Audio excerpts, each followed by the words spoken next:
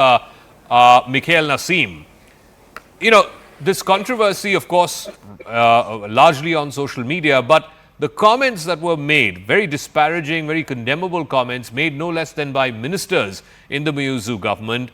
Surely, all right-thinking people in India and in the Maldives have condemned this, but does the comments sort of betray what is the prevalent thinking in the Muizzu government, and that is, we can expand ties with other countries, we can move closer to China at the expense of the relationship with India? Well, to be honest, I can't be speaking for the current government. I am an opposition MP. But what we are seeing is very disappointing because as a government, it has not yet issued a formal apology on behalf of the senior officials who have made derogatory remarks and who continue to deteriorate and try to deteriorate the relations we have with India. I think that is a very serious issue, and for the time being, we are seeing that the said ministers have been suspended, but I think that's not enough.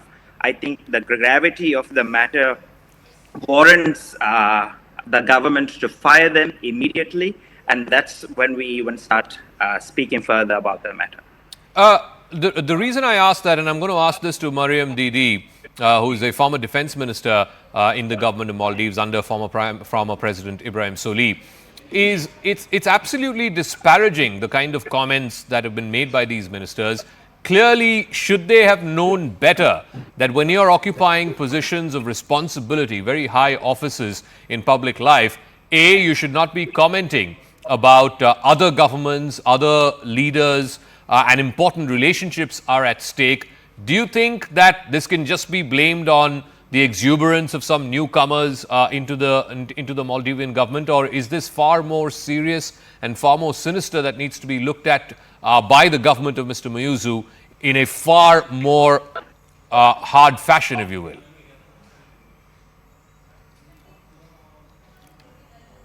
I don't think they realized the enormity of what they were doing. They haven't really got used to being ministers, most probably, and they are used to being on social media and making a lot of comments about things and not being held accountable for it. What they have to realize is once they become government ministers, they have to be more responsible, and that their Twitter handles are not taken as just social media activists, but that they should act like responsible ministers of the government, and they represent all of us. Dr. Farah Faisal, if you look at the breakup of international tourist arrivals in the Maldives, last year, the Maldives in 2023, that is, had a little over 1.5 million tourists coming from different parts of the world. Indians were the largest group or the largest nationality of individuals who came to the Maldives.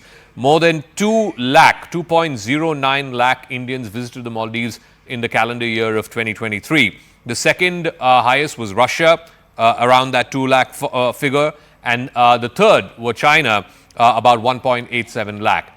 Why would senior ministers in the incumbent government want to say stuff that is disparaging to the largest group of foreign tourists who arrive in the Maldives? Surely these 2 lakh or 200,000 plus Indians who come there every calendar year contribute to the Maldivian economy in a substantial way. Why would ministers shoot that in the foot? Absolutely. But before I say anything, let me say that I'm really sorry to, saddened by this shameful episode. And, we are very good friends with India. So as somebody who actually studied in India at one point in time, I'm really saddened to see this happen. About your question, there are two issues at hand here. One is countries or political parties use jingoistic language from time to time when they are campaigning locally. Now, it's problematic, but also at the same time, it's a matter of fact that political parties do that. Now, very often when the leaders do it, the rest of them, they don't understand the nuances, they can't read the room. So they actually feel that this is against a particular country, but in reality, it's against your own government. The India Out campaign, I see personally as very much an attack on President Solih. But these young activists, when they become government ministers, and I'm not saying this as an excuse, I'm just giving an explanation here, is that they cannot make, as Maria said, the transition overnight from being activists on the road into political leaders or junior ministers. But there is also a second bigger issue at hand. And that is, again, very problematic because we have got into this situation where we use very derogatory xenophobic language and it's become commonplace, especially on social media. And this, again, is an issue that we really need to deal with and we need to do better. Rajiv Dogra, the condemnable language is, to my mind, the symptom of the disease. The disease seems to be there is a section within the Maldivian polity, led, of course, by the current dispensation, who believe that they can grow closer and closer to China, perhaps at the expense of India. In fact, through the election campaign, one of the single point agendas of the Muizzu government was India out. Now, you could argue that had resonance amongst the Maldivian people, but even after coming to power, they say you temper your views after you come to power. But Mr. Muizzu chose not to come to India, like other Maldivian presidents have, as his first port of call. He went to Turkey instead. Even now, even in the middle of this firestorm, this social media storm, he is in Beijing on an official visit. He's chosen to go to Beijing before he comes to New Delhi. So, is it this thinking which is the cause of the disease, rather than all of this social media stuff, which is more like the symptom of the disease? Well, I'm glad the title you chose for your talk as to what happens now and what happens in future is very relevant, because we must go into why this is happening only when Muizzu's party comes into power. This is not the first time that anti-India activities have gained prominence when his party came into power. As for Muizzu is concerned, he's crossed all limits. On the election day, his T-shirt had printed on it, India out. Then, when there was a National Security Advisors meeting, which is quite routine between India, Sri Lanka and Maldives, Maldives decided not to send anyone there. One of the first statements he made was, take out all your army personnel, though they were there for aircraft maintenance and as per agreement between the two countries. Yeah. The other point which we must note is that India did not start it. In fact, India went out of its way to reach some kind of an accommodation even with the new president.